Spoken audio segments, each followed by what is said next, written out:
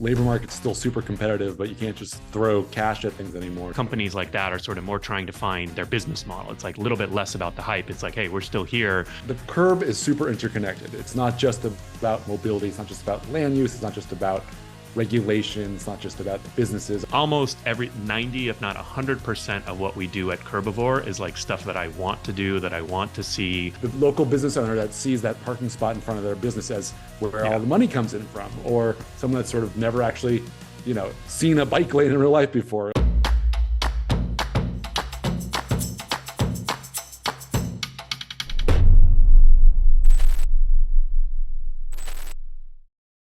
So Jonah Bliss spent his career scaling mobility startups like Turo and Evelo, followed by working in the content and event space. He combined those passions when he started Curbivore and eventually convinced Harry, I guess that's me, to join him on this mission. And I guess this is our fourth year really doing Curbivore together. But I guess we did a virtual event and then took a little break and did an in-person event. And this is our second in-person Curbivore on March 3rd in downtown Los Angeles. And we're here recording this a few weeks out. So I thought it'd be fun to have you on and do a little preview, but also kind of behind the scenes of Curbivore.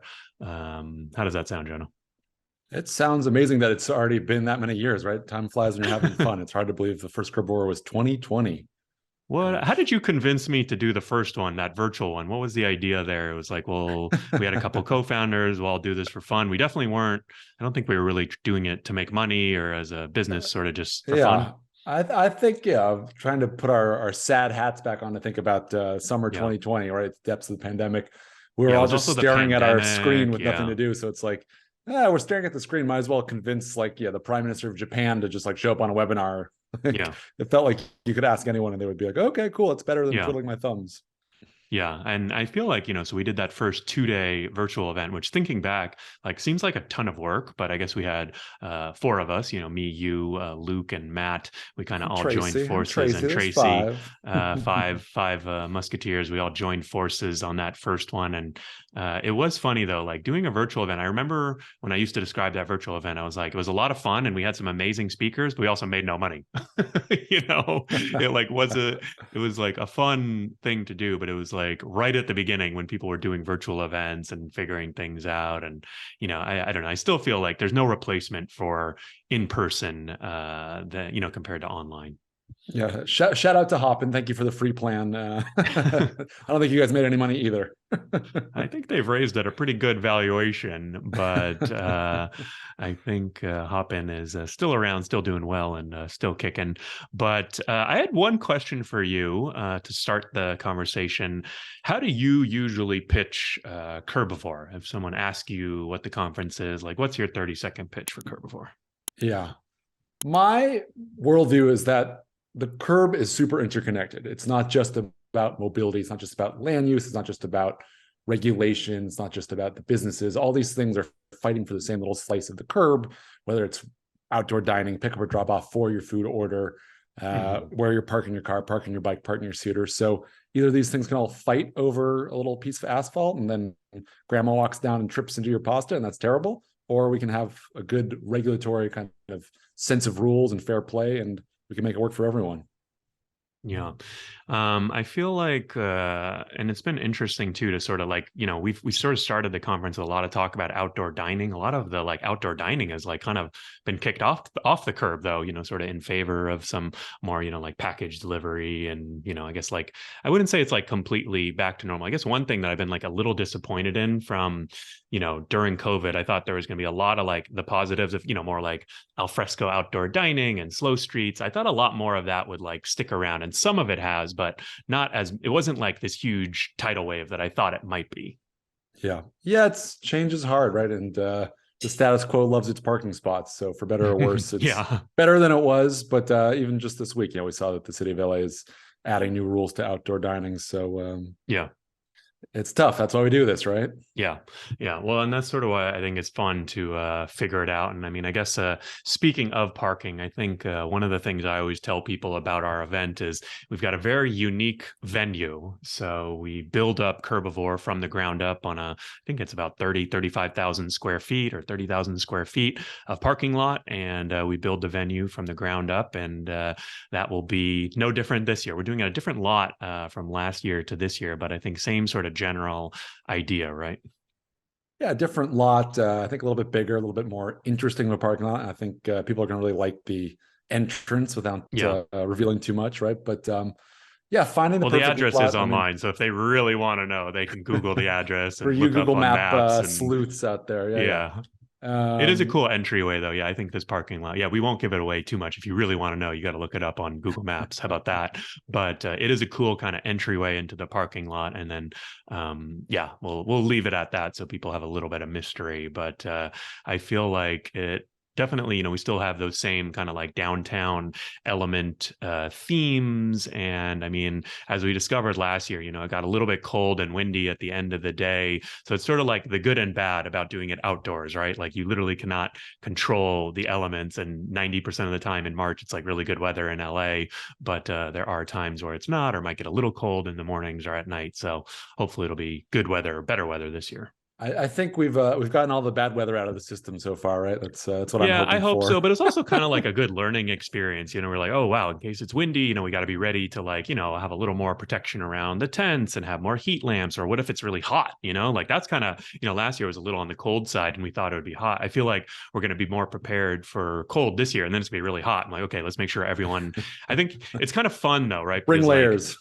well, I think it is kind of fun though, right? Because most events, like I was just at CES in Vegas and it's like, in hotels and convention centers and like, it's a lot easier to do it there where it's temperature controlled and, you have power and you have Wi-Fi. But like, I don't know about you, but I kind of do this event. Like, I like to think of this event as like, this is the event that I would want to attend, like almost every 90 if not 100% of what we do at Curbivore is like stuff that I want to do, that I want to see, that I don't like at other conferences, that I want to bring to ours. Like that's like one of my main personal motivations for doing it.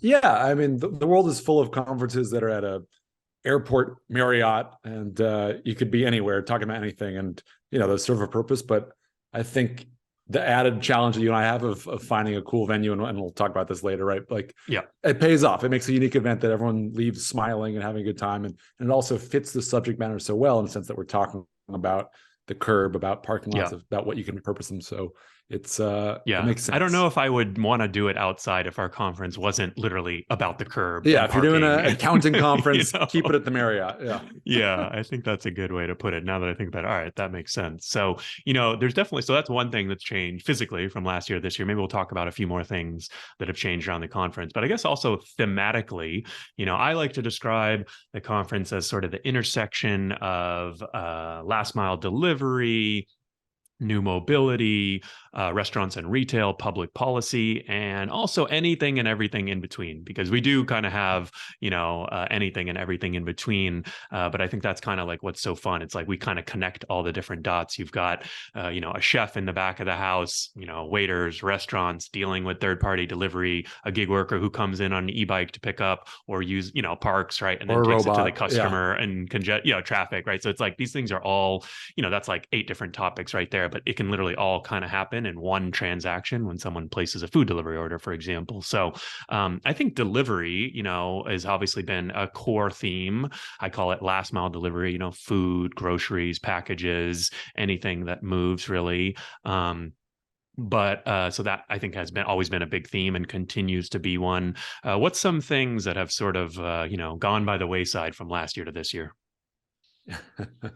Yeah, I mean, last year there was a lot of excitement about 15-minute delivery specifically, Yeah. right? Quick commerce, Yeah, that instant was delivery. probably the biggest one for sure. And so, I don't want to pick on anyone. Some of the companies are still around, but have retreated markets, and a lot of them are just gone now. So it turns out we didn't need 6 people competing to give us toothpaste in 10 Yeah, I minutes, mean, right? I'll pick on them. I mean, I don't need. Yeah, I'll pick on. I mean, obviously Go there, for it. we Go, had go, go. Joker. We had Joker at our conference, which I thought was pretty cool. One of their co-founders, APSA, did a one-on-one. So that was really cool to have her there and to hear, from one of the companies and sort of what they were doing. And obviously there was a ton of investment optimism, but I also think it's like the market, sort of went down the tube more so than that industry. Like it's really easy to look back and be like, oh, wow, who would have guessed that we didn't need 6 15-minute delivery companies? But, we've seen a ton of contraction across the entire market. So yeah, there's definitely less interest there. Joker, I think, just pulled out of Mexico. A bunch of companies have gone bankrupt, but there are still a few around. I think, one thing that was kind of a cool theme that emerged last year that, I know was really popular were all the PDDs. That's what they now call them, right? Personal delivery devices. I call them delivery robots. I personally think that name is a lot simpler and more concise. But I think that industry, I think they're still around and doing well. I don't know if there's going to be as much excitement around them this year, though, as there was last year. Yeah, I think no one that doesn't follow the industry knows that they're called PDDs. So yeah, delivery bots. I think you're absolutely right that there's been sort of a maturing in that sector. So in that sense, I'm excited because we're going to have some new players present at the event.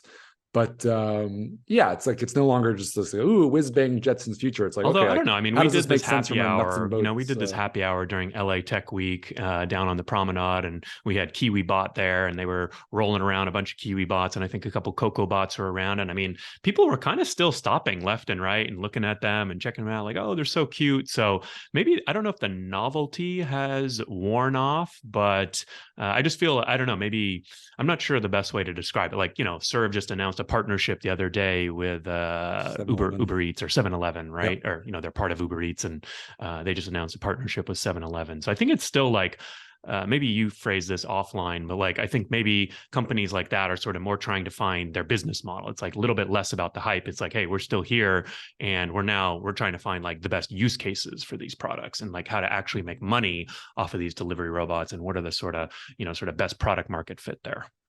Yeah. The novelty gets you eyeballs, but then you have to figure out how to monetize that. Yeah. So I think EVs are also were a big theme of the conference last year and are a big theme. I mean, I guess, the delivery robots are technically EVs, mini cars, e-bikes, scooters. I feel like there's still a lot of interest there. And I think I especially like it as kind of a form factor for last mile delivery. So I think we saw a lot of that last year, and we'll see more of that this year. Yeah, we got a couple cool form factors that I'm excited about, right? We've got Nimbus and X Auto, sort of two people doing slightly different approaches to the three-wheeler segment, right? So it's like, is it a car? Is it a scooter? Is it a motorcycle? A little bit of everything. Certainly feels safer to drive than being on the back of a electric Harley. But I don't know. Yeah, we've both taken spins on them. They're pretty cool, right? Yeah. Nimbus is cool. I definitely liked driving it. I did unfortunately break it when I took it for a little spin, but luckily it was a quick fix. So sorry about that, Lee Hang, if you're listening. But it was a super fun pod car to drive. We promise we will not break everyone else's vehicles. Yeah. And I think we're still kind of navigating. I think I think some companies will be doing test drives. We sort of have to figure out the, kind of access in and out of the venue. But I think that's definitely potentially on the table. But yeah, I think we'll have a lot of cool EV companies displaying and things like that. Yeah, EVs. And I think the other thing that's kind of interesting is, and this feels like every year it's an on-off conversation, but AVs, maybe they're back, right? So AVs are kind of making a comeback this year at Curbivore, huh? They're back at Curbivore. They're back. Oh, they're back in real life. Live. They're in also San coming to Francisco. Curbivore. Yeah. So yeah, point your peepers at a Motional maybe at Curbivore. So that'll be fun. I think we're working on a couple deals right now to sort of see if we can get a couple AV companies out to at least kind of showcase, display. Obviously, there's kind of Cruise and Waymo Waymo that are actually now giving, driverless rides with no safety driver. I was just at CS in Vegas and took a ride with Motional, and they've got a big partnership with Uber, and they've got 2 safety drivers in the car, but they're doing, they're piloting autonomous deliveries and autonomous ride hail. And yeah, it does seem like AVs are kind of making a comeback. And so I think that was one of the areas you and I identified that we want to try and get a little, kind of AVs back into the mix, right, at the event. Yeah, we it would be missing if they weren't part of the conversation. Well, and AVs are kind of like, you might think like, what do AVs have to do with the curb? But like one of the things, when people always ask me about AVs in the context of Uber and Lyft drivers, and I always say that like, if an AV has to follow the law, they will literally never be able to legally pick up and drop off at the curb, right? Because there's no parking spots. You're not technically allowed to stop in a red, right? And you're not supposed to double park either. So if you do follow, right, like obviously many, drivers don't obey all of the laws to the letter of the T, but like I kind of imagine there's going to be some interesting regulatory challenges, around AVs, and like, do they need to legally, follow the letter of the law to the T? Like, is a regulator is going to say, hey, no, it's okay to double park. I feel like that'll be kind of interesting conversation, right? There's a lot of questions about there's the letter of the law and there's like the spirit of the law, right? So Right, seeing how that kind of comes down to AVs, I think is a big thing. And then also I think longer term, if they actually do take off, still a big if, but that frees up a lot of parking that can be used for outdoor dining, scooter drop off, pick up a drop off of the AVs. So it could be a big sea change. Yeah. And I mean, I guess on that note of regulation and policy, I guess that's sort of one of the third legs of the stool of Curbivore, is that we sort of do especially with your network, we sort of work hard to get a lot of folks from cities and transportation and policy. And then, also kind of the companies, the startups that are working, as kind of interfaces. Like I know we've got Automotus that's been on the podcast, my podcast recently, that's working on digitizing the curb will be there, and a bunch of city leaders too, which I'm excited for. Yeah. And I think it's an interesting moment in the sense that, a lot of the VC money has slowed down, but there's just all this, federal infrastructure money. Automotus just raised a nice seed round though, didn't they? That's true. Yeah. I didn't say it ended it, but it's you got to have a good product to get the cash these days. But also at the same time, we have people like It's Electric coming, they're doing curbside EV charging. So I think, the role of the regulatory state is paramount right now. So they're, everyone, right, they talk about this Build Back Better and all this government money that's sloshing around. Like, I don't know how to tap into it. Who knows how to tap into, like, are there, certain companies, people, experts that are doing a good job of it? Or like, I don't know. I hear about all this government money and infrastructure, but I don't know. Are there any concrete examples of people getting it, or people that know how to get it? Or is that above my pay grade? Well, yeah, just last week there was the DOT had $800 million of Safe Streets for All grant money come out. And so, in our unique American system of governments, right, that's, it's doled out on a grant basis to a municipality, but then it actually goes to, the firms that make it happen, right? So the engineering firms, the planning firms, all these people. So, I bet some deals will be made at the event. All right. Well, I kind of like this topic as maybe a future panel at Curbivore to kind of dig into how some of this government money gets doled out, and what kind of the behind the scenes. We're getting real meta, behind the scenes, but yeah. So I think those are kind of some of the main themes of the event. Anything else that's kind of changed from last year to this year, or any other themes you're excited about that we didn't mention? No, I mean, I think, I'm excited about some of the new speakers. We can talk about that. Like that's, an evolution of where we were. Yeah. Anything else that you're excited about?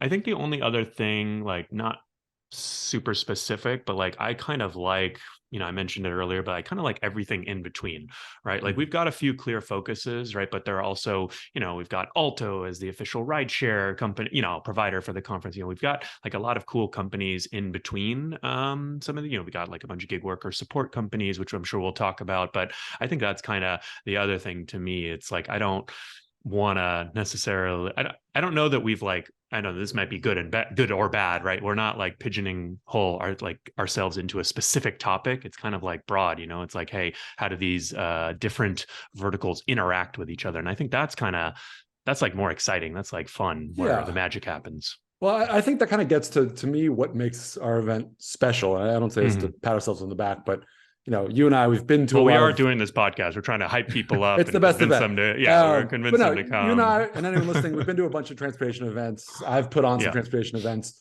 and sometimes you go to these events and it's like, yeah, you see all your buddies from the transportation world. We all sort of know the same facts, right? Like single passenger gas powered cars, good. Anything else?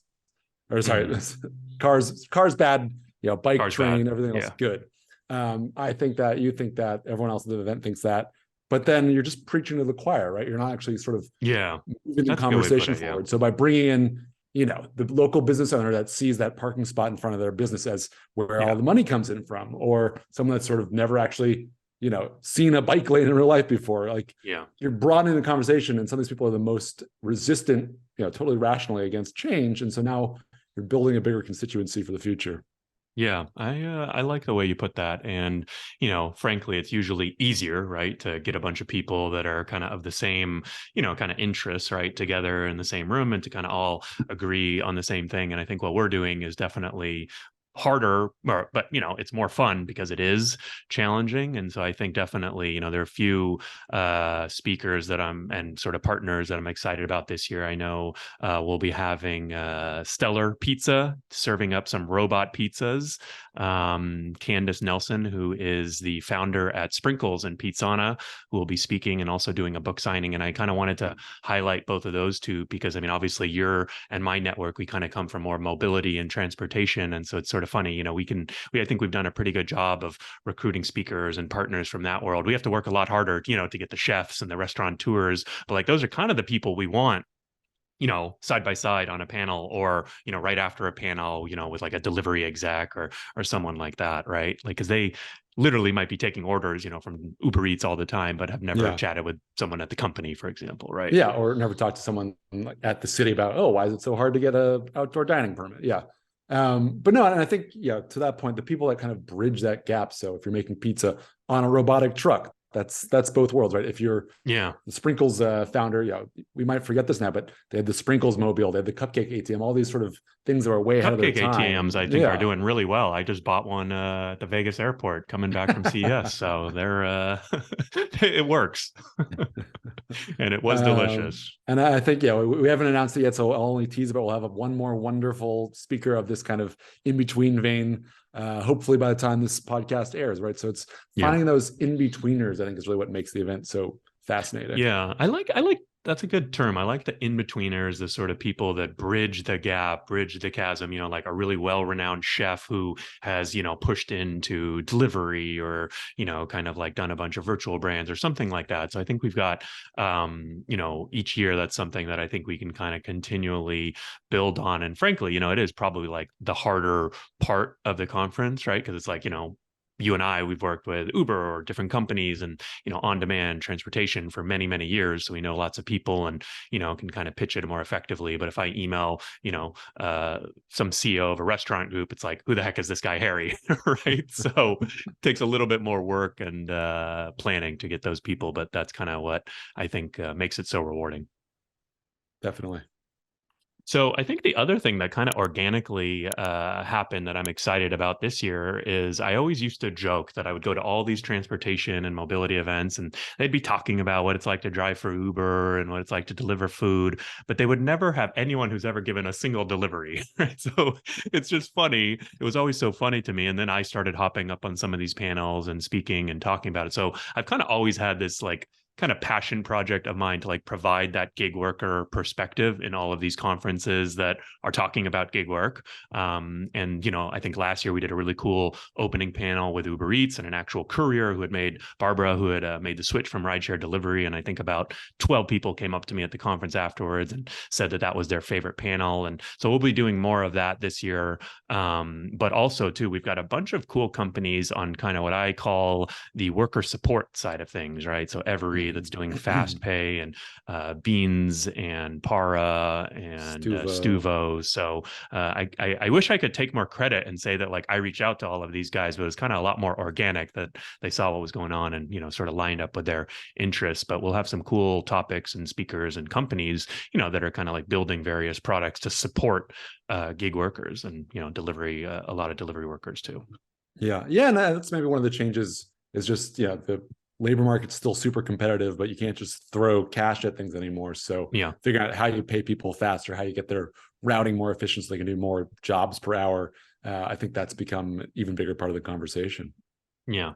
Well, I think that is quite a lot that we've teased so far of the event. The only other thing I wanted to talk that I think this might be fun is kind of like a behind, really get into the behind the scenes of the conference and sort of where we're at. And I mean, we're here a few weeks out. I think you and I are both feeling pretty good about the event. We've got, the venue and the general layout, and probably, I think what's nice is, we've got probably 80 to 90% of the speakers and, a couple moving parts that are still, being finalized. But like there isn't anything where I'm like losing sleep over right now. I don't know if we'd be doing a podcast, saying saying all that if we were, but I feel like we're in a pretty good spot right now.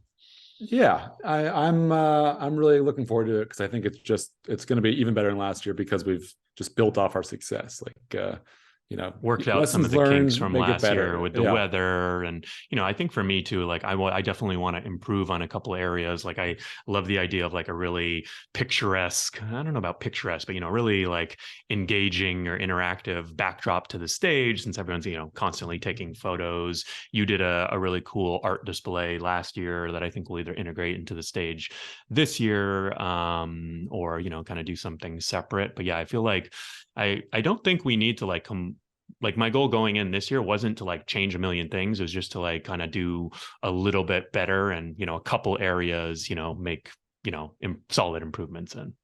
yeah. People liked it, so we'll just keep delivering. But that doesn't say it hasn't been without its challenges, right? There's maybe a couple little fun things that we've What's been playfully the struggled biggest, with. all right, so this is like venting time. What's been the biggest challenge for you with the conference? I mean, it always gets back to the fact that we do this in a parking lot, right? That's what makes it Yeah. fun and unique, but also means that, yeah, it's not just, oh, plug in here, bathrooms there. Yeah. And I feel like, yeah, the parking lot people, the world has the stereotype that they're like, it's all like a mafia industry or something, right? So that's not what our experience has been, but like, I don't know, like learn to answer your emails, parking lot operators.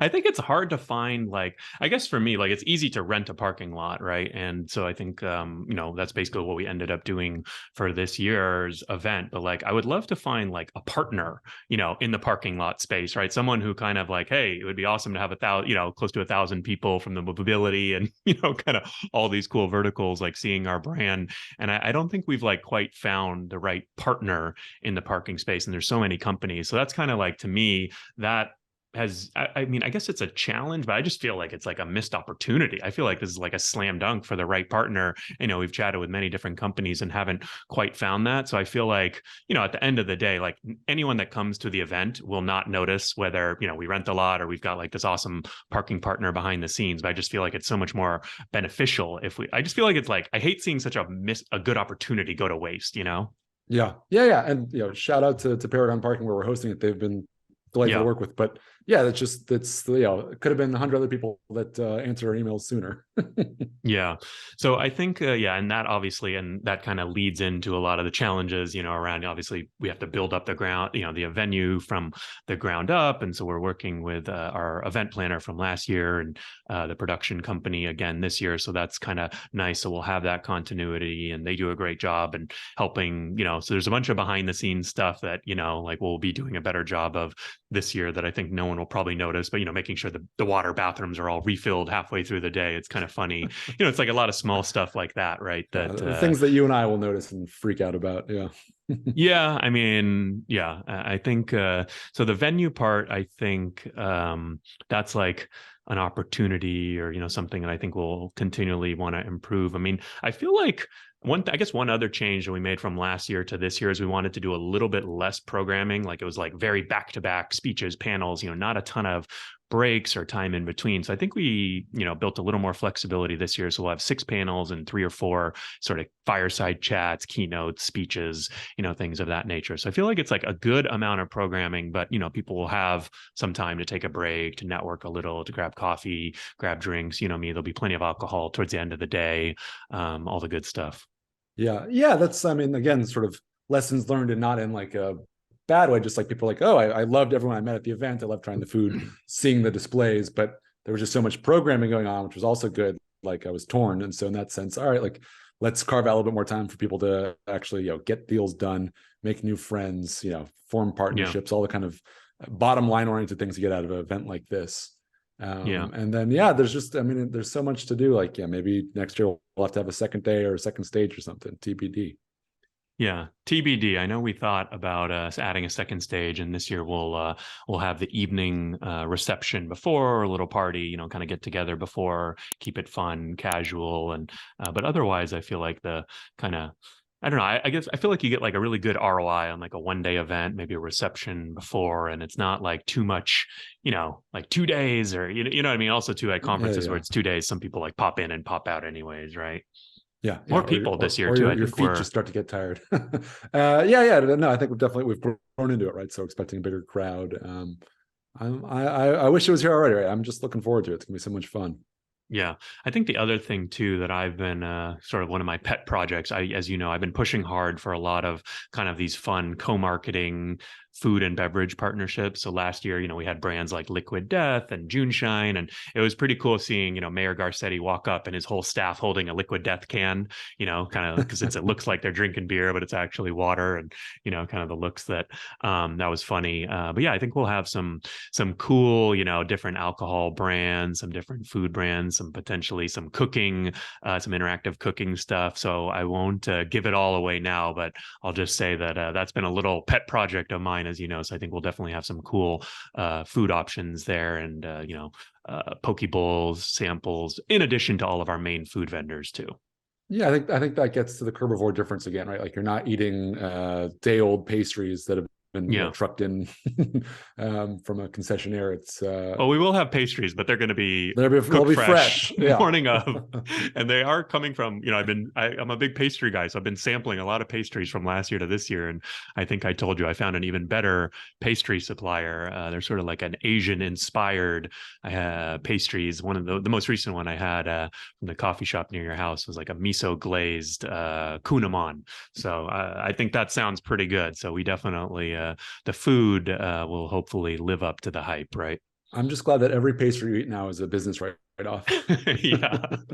Basically, every time I have a pastry now, it's for sampling purposes only. And it's kind of cool that actually, as part of the parking venue, we've got a couple restaurants on site that I think we're going to be looking to partner with and serve up a little food from them also during the event.